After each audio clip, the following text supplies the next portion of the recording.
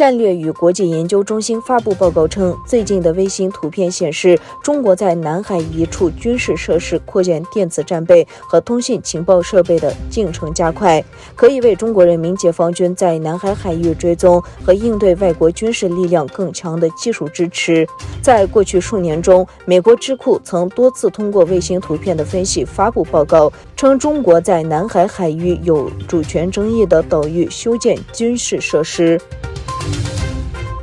波士顿一个联邦陪审团星期二判定哈佛大学知名纳米科学家、前化学系主任利伯向当局提供虚假证词、虚报联邦所得税，并未能报告一个中国银行账户的控罪成立。检察官说，利伯2011年同意参与中国的千人计划，担任中国武汉理工大学一名战略科学家。检察官说，武汉理工大学每个月向利伯最高支付5万美元薪水。中国国家主席习近平12月21日晚同德国总理肖尔茨通电话，这是肖尔茨就任后两人首次通话。据报道，声明表示，两人还讨论了德中经济关系、中欧关系发展以及其他国际议题。习近平表示，中德两国应继续以实务的态度积极推动互利合作，希望德国在稳定中欧关系方面继续发挥积极作用。七国集团与五眼联盟的外长分别就刚结束的香港立法会选举发表联合声明，对香港选制民主因素受轻触表示严重关切。中国外交部回应时则指责个别西方国家互相勾连，粗暴干涉中国内政。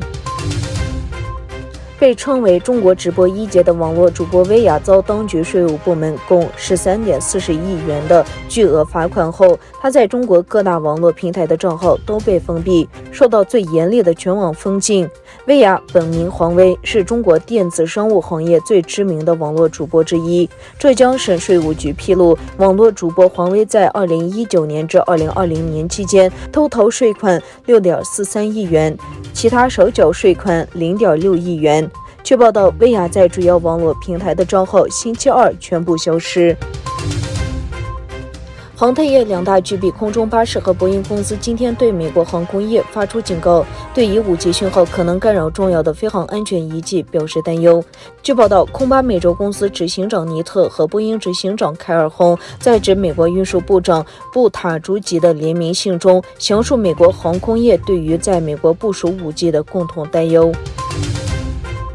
西安单日新增病例快速发展，除了在短时间内对该市1300万居民进行大规模检测外，当地政府也宣布了一系列措施。全市小区单位实行封闭式管理，关闭长途客运站、学校和室内娱乐场所。西安今天新增了52个新冠病例，使得自12月9日以来的新病例数达到143例。